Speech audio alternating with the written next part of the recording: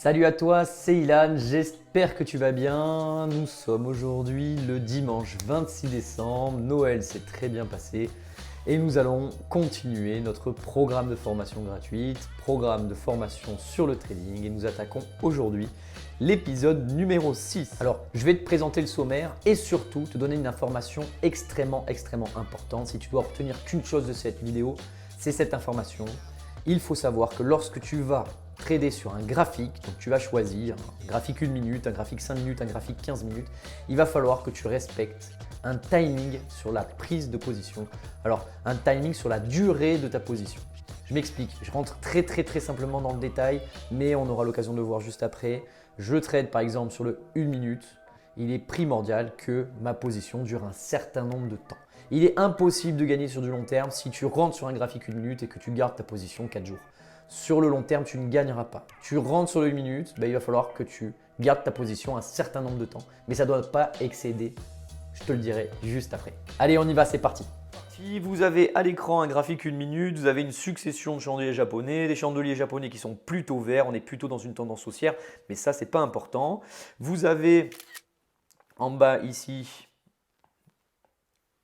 la timeline, c'est-à-dire l'heure à laquelle chaque bougie est représentée. Donc on a ici une ouverture à 9 heures, donc celle-ci c'est la bougie de 1 minute qui commence à 9 heures et qui se clôture à 9h01.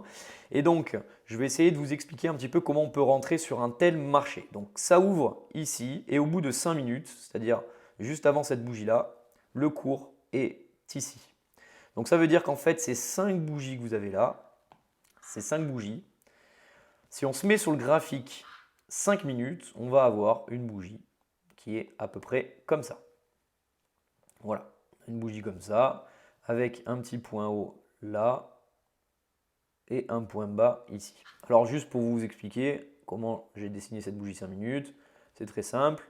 Ici, vous avez le plus bas, le cours d'ouverture qui est là. Je vous rappelle qu'on a ouvert à 9 heures, donc le cours d'ouverture il est là, il est représenté là en bas. Vous avez le plus haut a été touché sur cette bougie-là. Donc vous voyez, je le représente ici. Et ça a clôturé ici à 9h05, on était ici. Voilà. Donc en fait, pour résumer, cette bougie-là, elle va représenter ces 5 bougies de 1 minute pour que vous puissiez bien comprendre. Qu'est-ce qui se passe à 9h06? Donc on a une petite phase de correction. Nous avons ici une belle bougie verte, on se dit on peut prendre un achat, mais juste derrière si on attend un peu, bam, on a une bougie rouge qui va avaler cette bougie verte et qui va vous donner un signal de vente. Et qu'est-ce qui se passe? Ça ne manque pas, on a une succession de bougies rouges. Et donc nous arrivons ici à 9h07 environ. Je regarde uniquement donc, le graphique 1 minute. Nous arrivons ici à 9h08 même. Et là, on peut se dire, mais mince, on est encore sur une bougie rouge. Qu'est-ce que je vais faire? Si j'ai loupé le coche ici, ben, je peux passer une vente. C'est-à-dire, je vais spéculer à la baisse. Sauf que derrière, si je fais ça, je fais une grossière erreur. Pourquoi? Alors déjà, ici, je vais tracer un support. On voit qu'en fait, le prix a fait un plus bas ici, sur cette bougie-là. Et on n'a jamais franchi en dessous, on n'a jamais clôturé en dessous. Donc ça veut dire que déjà, si je dois prendre une position à la baisse, je vais attendre une cassure de ce signal. Sinon, je n'y vais pas. Mais ce n'est pas ça que je veux vous dire. Ce que je veux vous dire, c'est que si je regarde le graphique 5 minutes, donc on a tracé la première bougie de 5 minutes qui est ici, et donc la deuxième bougie de 5 minutes, si je regarde, à 9h07, nous sommes exactement comme ça. Hop. Nous sommes exactement comme ça. Nous sommes comme ça avec un petit picot ici.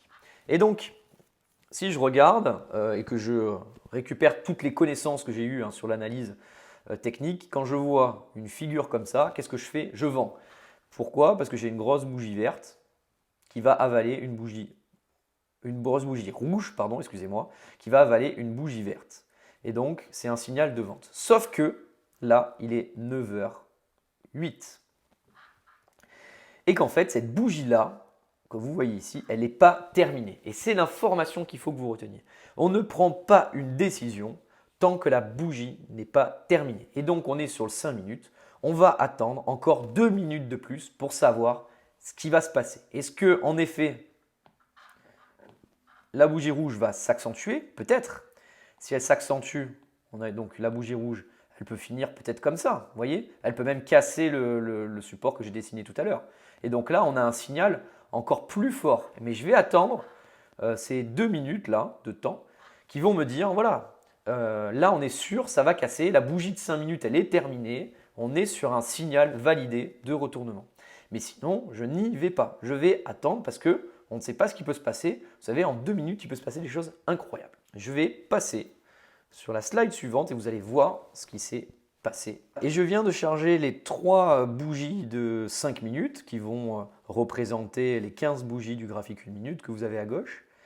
Ces 3 bougies-là sont égales à ces 15 bougies-là. Mais ce qu'il faut retenir vraiment, ce qui est vraiment important, vous vous rappelez tout à l'heure quand il était 9h07, 9h08, qu'on voulait prendre une décision, la bougie était comme ça.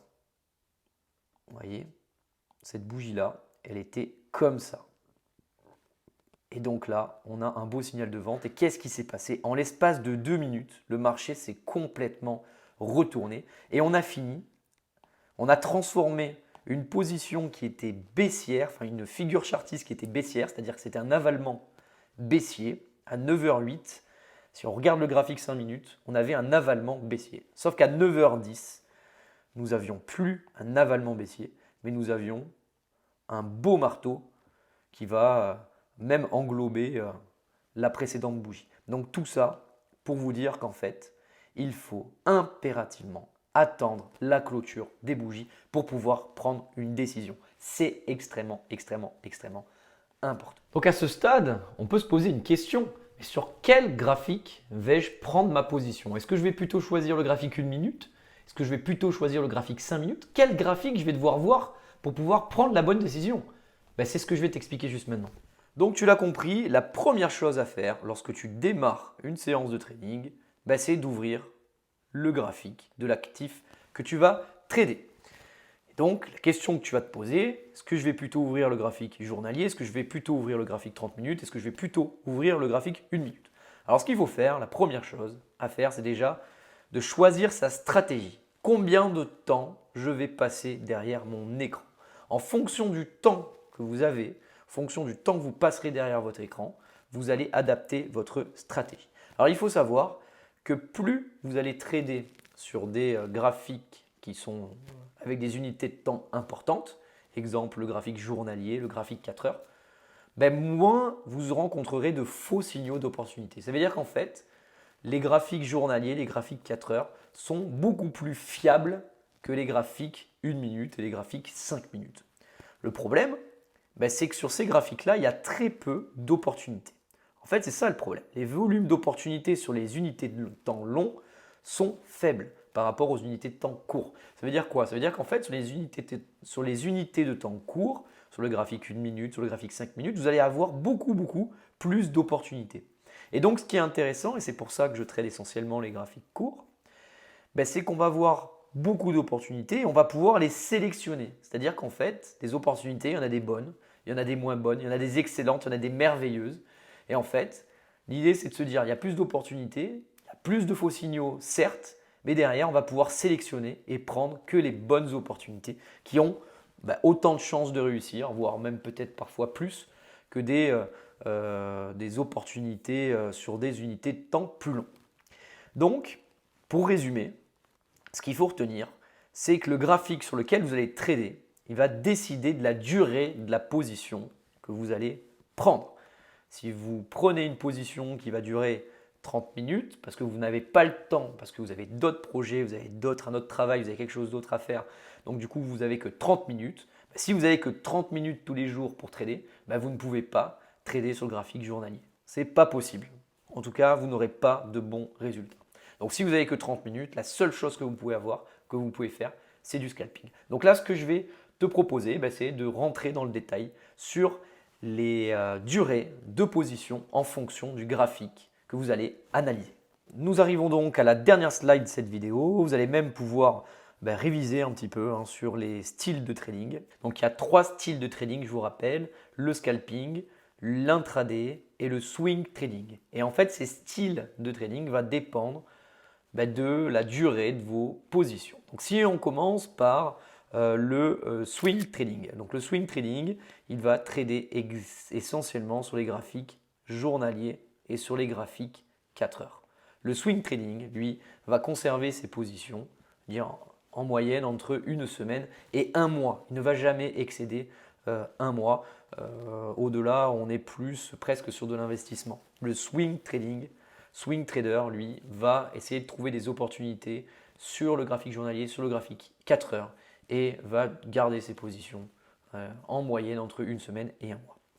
L'intraday, donc qu'on appelle le day trader, lui va trader essentiellement sur le graphique 1 heure pour avoir la tendance et sur le graphique 5 minutes.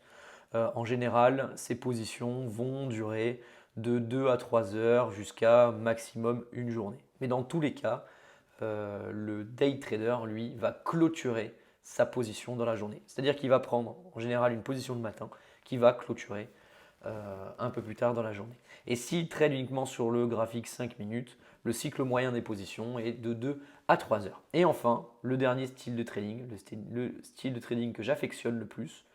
Pourquoi? Parce que contrairement à ce qu'on peut penser, le scalping est le style de trading qui prend le moins de temps.